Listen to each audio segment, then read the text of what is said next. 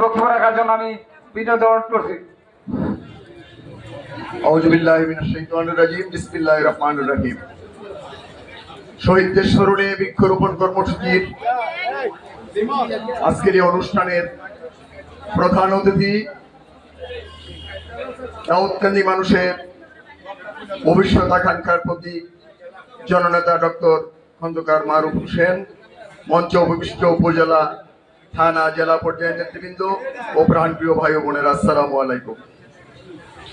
শহীদ জিয়ার প্রাণের দল জাতীয়তাবাদী কৃষক দল, শহীদ জিয়ার প্রাণের দল জাতীয়তাবাদী কৃষক দল, শহীদ জিয়ার প্রাণের দল ডক্টর খন্দকার মোশাররফ হোসেনের কৃষক দল, শহীদ জিয়ার প্রাণের দল ডক্টর খন্দকার মারুফ হোসেনের কৃষক দল। আমি আজকে কৃষক দলের বিষয়ে একটা কথা বলবো।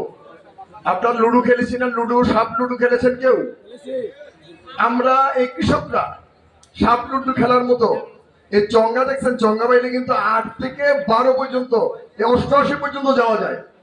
আমি আশা করব আগামী দিনে এই কৃষক দল সাপ লুডুর মতো এই বাংলাদেশ জাতীয়তাবাদী দলের পাশে থেকে এই চঙ্গা স্বরূপ এই নির্বাচনে 8 থেকে 98 পর্যন্ত আমরা দৌড়াবো ইনশাআল্লাহ।